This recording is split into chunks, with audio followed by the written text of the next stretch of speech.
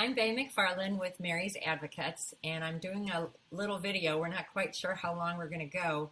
And this video is to help explain to people who just got notified through the mail that their wife or husband filed for an annulment, which is technically they petitioned the tribunal for a decree of invalidity of their marriage. And I have with me Irene, and I asked Irene to join me because before Irene started having children, she was working as a lawyer. And not as a canon lawyer, and I wasn't working as a canon lawyer ever, other than what I'm doing now, which is just sharing with people my research findings. And I'm really deep into the research on how someone would defend their marriage if they believe their marriage was invalid. So thanks, Irene. Oh, happy to be here, Bay. So you and I were talking about how we were gonna do this, and the idea that I had is you're just going to kind of help play the role of the person who just received notice that your spouse petitioned for an annulment, and the kind of thing, because I have conversations like this with people somewhat regularly, and there's some things that tribunals do that aren't exactly right, which make it really hard for a respondent or a defendant to uphold the validity of the marriage. So that's where we're going to go. Does that make sense? Makes sense. Okay. Okay, so you would, I guess we'll just pretend, I mean, for the sake of it, we'll just talk about if you this, if you that. So usually what happens is you'd get a letter from a diocese that received a petition for an annulment, and it would say like, "Hi Irene, Mrs. Whoever, we've received a petition, or we're going to investigate the nullity of your marriage." And then they usually tell you to indicate your level of response. And they might say something like, answer our questionnaire. You've got, 2 weeks. They might say, give us witnesses. They might say, do you want to participate, or do you want to be declared absent? Do you want to be interviewed? Those kinds of things. So usually if you were that person, and you wanted to defend the validity of your marriage, what people would want to do is just follow the instructions, no? Yeah. So, you would just answer, you'd probably just answer I would just answer the questions if I received something from the diocese. And and then I want to do screen sharing and show a flow chart, because on Mary's Advocates, there's a section in our menu that's resources, and under resources, there is Catholic annulment. And then inside of there's a table of contents, and it's number 2 in the table of contents. And you've got that open on your iPad, right? Yep, I have it right in front of me. Okay, so this is a flow chart of how it's supposed to be. So I'm just going to draw the contrast of how it's supposed to be. Kind of makes sense. So first thing could be this pre-judicial inquiry. So the 2015 Motu Proprio, which is a document that Pope Francis issued, it has now established a diocesan structure to help those doubting the validity of their marriage to prepare a petition. And new options for joint petitions signed by both parties now exist. So in the old days, one party would petition, I want an annulment, and the other party is a respondent. Well, now both parties can petition together. But there can be conversations that happen between the person who wants to petition and diocesan personnel. So that's kind of straightforward. The thing that's really important is this next step, which is the petition itself, which is supposed to be submitted to the tribunal. And this petition has to contain certain things. So I've seen situations where a party is told, oh, you want a petition for an annulment? Answer our questionnaire, which is sort of like a mini autobiography. The person tells their whole life story, and then they write kind of a biography about the other person, telling the other person's whole life story. And it's basically like handing in a diary to the tribunal, and then the petitioner thinks they're done. That's how I've seen cases started, but that's not how they're supposed to start. They're supposed to start with this petition that has to contain 2 elements. One is the alleged grounds causing invalidity. It's like the petitioner has to say why they believe their marriage is invalid, and if they don't know the grounds, that's okay. They can get help from someone else, but they don't get that help from the judge. The judge is the one that's supposed to receive this petition. And then the other thing that this petition has to contain is facts and proofs in a general way upon which one is relying to prove the grounds. Like, in the civil forum, Irene, if I was annoyed because, I don't know, I'm just looking around. I hired someone to do my roof, and we had a contract for them to do my roof. Sure. And then I submitted an autobiography to a civil court, and I said, I'm suing the roofer. Yeah, that's right. Yeah, I'm good. Yeah, I mean, if the grounds are there, when you get, a cause of action or you're sued, they have to state why you're being sued. And if I just submit an autobiography to a court saying I'm suing the roofer, the court would laugh at me. They would be annoyed. Yeah, it's crazy. They basically, so you're telling me, Bae, they just say there's been a petition for an annulment and they don't even give you the grounds on why, say my husband filed this, why he thinks the marriage is invalid. They don't even cite any, okay. Sometimes they don't even say any reason at all. Other times they say, we have done our preliminary investigation and we've decided the grounds are such and so. But that's a little different than the petitioner himself saying the grounds. It's like the judge doesn't have the power to start the case. The petitioner has to start the case. The petitioner has to make the complaint that's based in the law. Kind of like if I was annoyed at my roofer and I gave my diary to the judge is not going to go read my diary and find, oh yeah, you said the roofer was going to do blah, blah, blah. I just want the facts. Actual facts that are relevant. It's crazy the way this. So you're facts that are relevant. That's what it is. The petition is supposed to be the thing that the judge reads to decide, are there any relevant facts here to even start a case? And if I give him a diary because I'm suing my roofer, the judge is supposed to say, no, I'm sorry, ma'am. There's nothing here to even start a case. So that's part of what the petition has to contain. The alleged grounds and the facts and proofs. But the other thing is it has to be signed by the petitioner. Or the petitioner is allowed to assign somebody as their alter ego, and that's a job title, procurator, and I very rarely see that, but it is an option. Like if I didn't know how to read and write and I wanted to have a petition investigating the validity of my marriage, okay, I could designate somebody else to write it for me, that kind of thing. But in the United States, that's usually not what's going on. But it could be. So that's what's supposed to be submitted at tribunal. And then I'm going to come down on the flow chart a little bit more. The judges are, and I'm going to the left here, if it seems to lack any basis. If the petition lacks any basis, the judges are allowed to conduct an investigation if the petition seems to lack any basis to see if any basis can be found.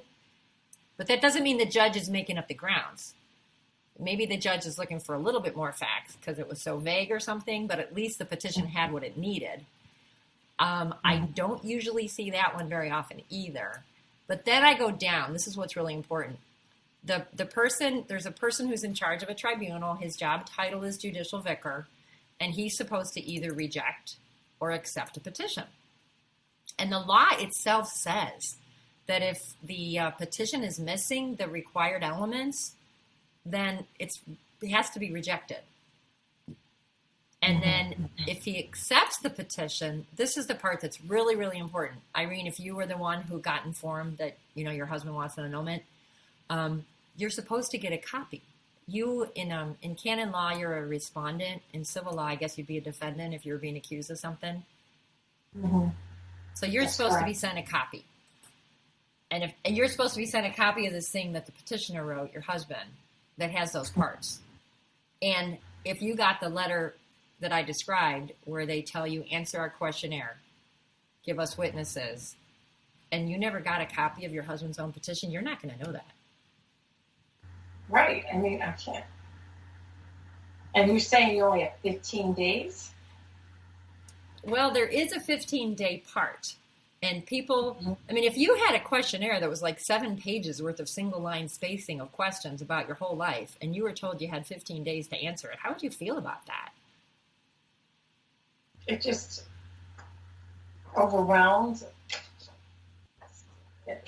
Yeah, and the law is, it's not 15 days to give your whole testimony. It's 15 days to give your response to the petition. Are you going to add a new ground?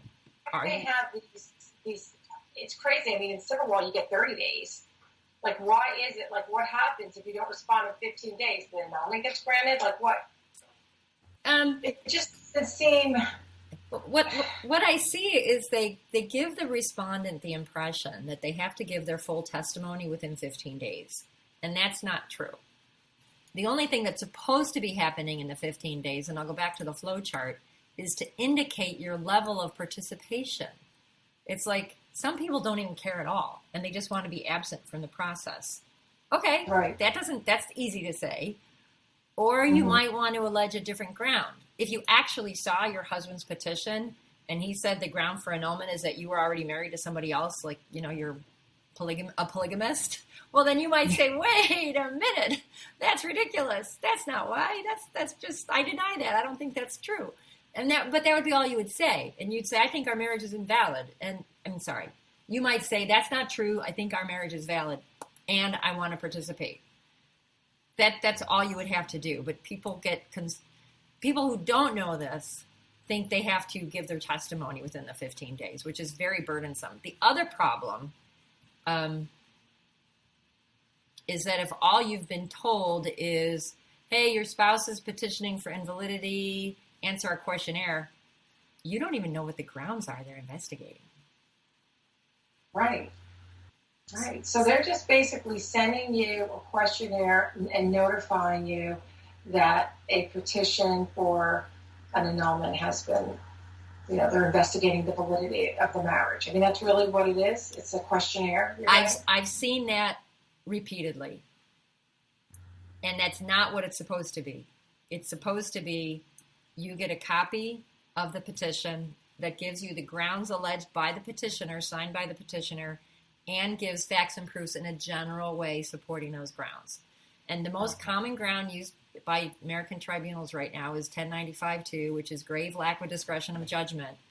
And the petitioner might be coached into saying that ground, but they don't even really know what that ground means. That ground, according to the Pope John Paul II, means that the person has a serious psychopathology at the time they got married.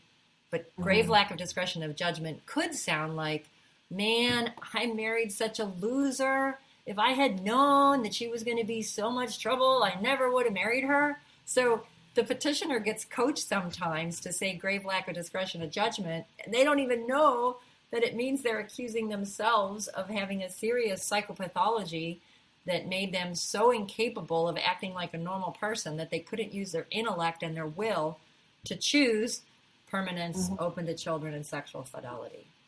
Which is why it's really important for you as a respondent to see their own writing. What exactly are they really claiming? Right, and it's on canon law that they have to do that, and they don't do it. Okay. Right. So then the other thing is, part of where we're going to go with this, I'm just explaining this flow chart of how it's supposed to work, because with Mary's advocates, I would offer somebody like you a suggested letter on how you ask your tribunal to uphold your rights. And the reason I made this flow chart is this is kind of complicated. So if I just explain this to somebody on the phone, like, this is a lot of information. People are trying to take notes. It's hard to keep it straight. But for the person who wants to be an active participant and defend their marriage, they want to know what's going on, especially when they know what's going on. And sometimes the tribunal personnel tell the respondent, you're being argumentative and difficult, and it's really nice to have the respondent know, well, wait a minute, everything I'm saying here is based in law. I'm not being difficult. I'm just asking for my rights. So then we get down to after the 15 days, if they gave you a proper petition, then the judge is supposed to formally set the ground. The judicial vicar is the guy that runs the tribunal. So he both decides whether or not to receive or to accept or reject a petition. And then the judicial vicar also is the one who sets the formal grounds they're investigating. Like, they're not allowed to start a case saying, well, we're just investigating all, 21 grounds for annulment. They have to tell you which ones they're investigating, and they have to tell you which person is alleged to be the cause of invalidity. And then after you get a copy of that formal decree from the judicial vicar, then they're supposed to start collecting testimony. And that's also when you could give witnesses.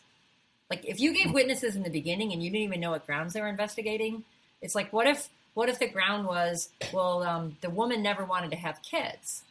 Well, that's way different than the ground is she suffered a serious psychopathology at the time of marriage. So Right. you need to know what those grounds are before you could know what witnesses that could give relevant information. Yeah. I mean, it would be thrown out of court. They wouldn't even accept it. I'm suing this person now and you tell them why. You know what I mean? It's kind of crazy. So, all right. So this is how it's supposed to be. And what I often see is you would get a letter that just tells you to fill in a questionnaire, or you get a letter that says, we decided we're investigating these grounds based on our preliminary investigation. Or they'd send you something signed by the petitioner, but it doesn't give any grounds. It just says, hey, I'm applying for an annulment. Or it might give grounds, but it doesn't give any basis in facts for your marriage. So it's like you'll get a petition that says, I'm wanting an annulment. I'm alleging grave lack of discretion of judgment. Thank you very much. Here's the day we got married, and here's my witnesses. But you as a respondent, you need to know, how are you supporting that? How can I defend something when I don't even know what it's about? So, if you don't know anything about how law works, Irene, are you with me so far? Because I know you do. I get it. Yep. Okay, now the next thing that I want to get into is I'm going to turn off the screen sharing because the next thing I wanted to talk about with you is this. We both printed out this letter. It's if someone writes to me or corresponds with me and they let me know what's going on with their case and they're in the situation where they never got an actual petition from the petitioner given to them. Mary's Advocates has this sample letter that I share with people so they can ask the judge to do what the judge is supposed to do. And this letter... This thing required elements. Woohoo. Yep, I see that. So this letter is not published on Mary's Advocates website, but if someone's in the situation, I give it to them. So the purpose of this video right now is for the person who's in the situation where I'm suggesting they use this letter, and they want to know more about what does this letter mean, because it's pretty technical. So we're just going to go through it, and we're both looking at it. So I don't know how we should do this, Irene. Maybe we should just go back and forth reading the sentences, like I read a sentence and you read a sentence and we talk about it. Okay. Why don't you start with number 1? I assert that my citation on June of 2022 is irregular because I was not provided my own copy of the petitioner's petition. Irene, on your copy, do you have an item number 1 above that says, I raise exceptions that can render a judgment invalid? Yep. Okay. Pursuant to Canon 1459. Oh, that was one. You know what it was? My eye went right to citation. Okay. So I raise an exception that can render a judgment invalid pursuant to Canon 1459. There are certain kinds of things in canon law that if the procedure is botched so terribly, the whole case has to be thrown out and as if it never occurred, and then the petitioner could start over again and the tribunal would do it properly. So this kind of thing, when you say raising an exception in canon law, it's like I'm making a complaint. And that whole judgment would be invalid. And 1459 describes, I guess I have 1459 at the bottom. I'm not going to bother reading that. It's in the footnotes, that canon law itself. And then the one you read, I assert that my citation on such and so date is irregular because I was not provided my own copy of the petitioner's petition, aka libellus. Is that pretty clear, or do we need to discuss that more for the new person? I think that we went over that when they received the notice that their spouse is seeking an annulment or there's an investigation, it was the petitioner was supposed to file something. You were supposed to get the petition. You're supposed to get a copy of that. Because I guess Tony wants an annulment, he's going to call the tribunal, he's going to call the family life, and they're going to say, well, you have to fill out the petition, right? There's going to be something that he has to fill out. And I should be able to see that when I get my notice? Yep. Okay. Yep. Okay. And then the next 2 paragraphs for you and me, they're numbered 3 and 4. There's 2 different scenarios. One scenario is if they send no libellus. Libellus means little book in Latin, so it's the petition is like a little book. If the respondent was sent no libellus at all, then I have the respondent saying, the such and so date letter from such and so tribunal personnel appears to be the tribunal's attempt to cite a respondent in a marriage nullity case. However, I respectfully submit that this attempt is an invalid juridic act because I was not provided my own copy of the petitioner's proper petition, nor my own copy of the decree signed by the judicial vicar accepting the petitioner's libellus, and I'm raising an exception that can render a judgment invalid pursuant to a different canon law number. Does that make sense, or do we need to break that down? It's pretty compact. Yeah, we can break it down. An invalid juridic act. A juridic act is something that a judge does or a party does. So if it's invalid, that means as if it doesn't exist. So the tribunal is obligated to cite the respondent, letting them know, hey, you're a party in this case. But if the tribunal botches that notice so terribly, it's as if the party was not notified at all. They might mail you a letter, but if the letter doesn't have what it has to have, it doesn't count. Like proper service. Like sometimes, I hate to say it, going back to the civil divorce, there has to be proper service, and that's when the clock starts ticking. Him telling me about the divorce, it's have to be served with papers at the same thing, otherwise it's not. Yeah. So exactly. They have to, it may not be considered. Exactly. Yeah, I got it. Yeah. So if some person in an office at a tribunal mails you a letter saying, hey, your husband petitioned for annulment, that doesn't start the clock ticking because you don't have the stuff that needs to exist. Then there's another part of this that there's two things, and then going back to the flow chart, the petition is the thing that has to exist for the judge to accept the case. But then the judicial vicar, the guy in charge of a tribunal, has to issue a decree accepting the case. Those two things are supposed to happen before you get cited. And later on, we get into this, how we could say the judge's acceptance of a petition could also be challenged. So I think that's enough about paragraph number 3, if no libellus was sent at all. Okay, and then number 4, do you want to read that one out loud and we'll unpack it? Okay. If sent improper libellus, I respectfully ask that the petitioner be advised pursuant to Canon 1505, Section 3, that her petition must be rejected. Thereafter, I recognize that she could correct her petition by providing a description in any general way of the facts upon which she is relying to support her assertion that our marriage is invalid for the grounds she alleges. And then I give some examples of grounds. Okay. So this would be if you were sent a copy of a petition, like if it was signed by nobody, well, that one should be rejected, and the judge should tell the person, go sign it. Or if it gave grounds, but no facts in general way upon which they're relying to support the grounds, then you could tell the judge, hey, I think you should have rejected this, and the person should fix it. So that's what that one's about. Then this next one, I'm almost thinking I don't want to read this out loud. I just more want to say the gist of it. Just like in the flow chart, there's a prejudicial inquiry that could occur. A party and their helper could write as many things back and forth as they want. And if a tribunal has a party, or if the diocesan office's way of doing it is they have a party fill in a questionnaire, giving them a diary, that's fine. That's not a big deal either way. It's just that if that diary is what's given to the judge of the petition, that's where the problem comes in. So this part here is just telling the judge, hey, I know that there could be some kind of inquiry going on where the petitioner might have written stuff. I'm not asking for that stuff. I'm not interested in that. I'm asking for the petition, which is also called the libellus. And then this paragraph also talks about how there's the option for both parties to submit a petition together, any party who doubts the validity of their marriage.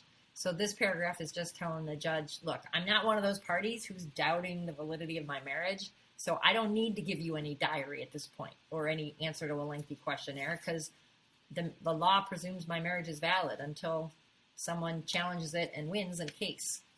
So I think I'm just going to skip over that one. That's also what number 6 talks about, the prejudicial inquiry. Oh, okay. I think in like partway into paragraph 6, it's on the beginning of page 3 of my printout. Similarly, I am not asking for their answers to a questionnaire. So that I already talked about their mini diary. Okay, here's the problem. I'm just going to read this out loud and you can unpack it. The tribunal a lot of tribunals' websites have their annulment petition form published, so you can go see what it is. And a lot of them have this lengthy questionnaire that's part of the supposed petition, which I'm calling the mini diary. So this is an example. The tribunal application gives lists of X numbers of itemized topics for the petitioner to cover in her application.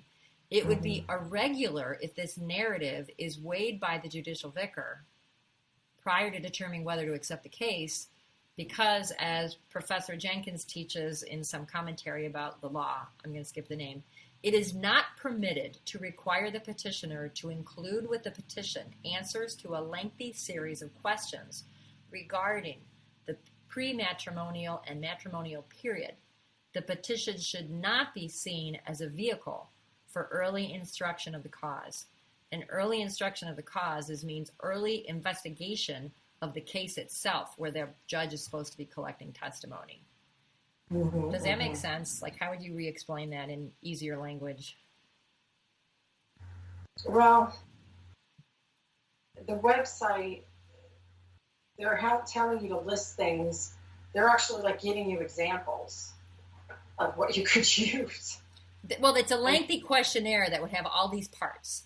It's like, tell us about your childhood. Tell us about your spouse's childhood. Tell us about your early dating. How did you start dating? Tell us about your parents. Tell us about your work history.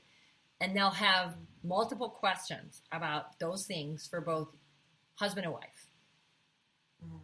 And so the tribunal, the application itself says, answer this huge questionnaire.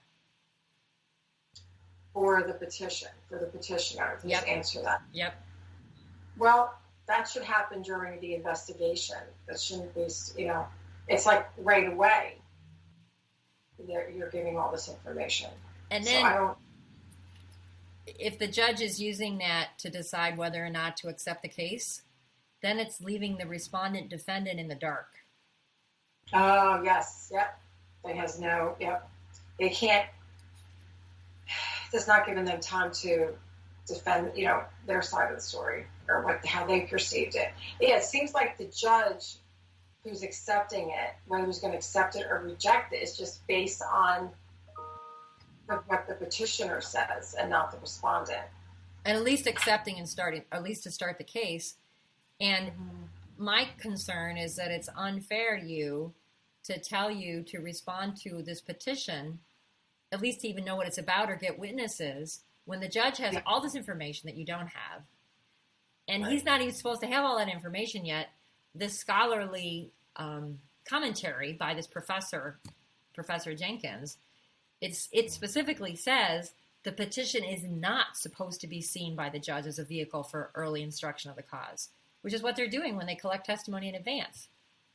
Wow. Okay. And the other thing is they're collecting all this testimony that's irrelevant. When it is time to collect testimony, they're only supposed to collect testimony that's relevant to the grounds and the marriage that they're investigating. So it's like, if your husband's going to claim I had a grave lack of discretion of judgment, and then they sort of overburden you by making you answer a really long questionnaire about you, it's like, you're not even the one being investigated. Why is it any of their business, your upbringing and your work history and your childhood, when you're not even being investigated? So yeah, it's just it's okay. So then lack of due process, for sure. Yep. And then would you read number 7, and then we'll unpack that? Morally, to constructively participate in the instruction of the cause, a respondent such as myself must know at the time of citation the facts and proofs in a general way supporting petitioner's accusations against parties' marriage, because only with this knowledge can the respondent exhibit the specific points of the matters about which the interrogation of the parties, witnesses or experts is being sought. That's right in the case. Okay. Could you see, if you're trying to defend your marriage and you're trying to give witnesses that can give relevant information, how can you give relevant information as all you got is a letter that says your spouse asked for annulment? Yeah, it's just you're basically shooting. I don't know what you're supposed to tell them. In contrast to your spouse petitioned for an annulment, your spouse alleged that he suffered a grave lack of discretion of judgment. And here's a definition of what that means. He suffered a serious psychopathology at the time of the wedding that made him incapable of understanding the essential elements of marriage, which are permanence, openness to children, and no adultery. If you got that, and I said try to find some witnesses, would you have some ideas who to invite? And you'd say, hey, ask his best man. Ask my mom. My mom and him hung out, or whatever. It's like you would have more idea what to do. Right. And I don't know. It's unsettling that people who blame the other party when it's time for the divorce would actually blame themselves as having a serious psychopathology at the time of the wedding. That just seems unlikely. They do that. Hmm? Why does that happen? Why do they? Is it because it's easier to get the annulment? Well, I think they're actually not doing it. I think that the petitioner who says grave lack of discretion of judgment has no idea that they're alleging they suffered a serious psychopathology at the time of the wedding. That's my theory. They don't even know that that's what it's about. Oh, okay. They're just being coached to answer a questionnaire and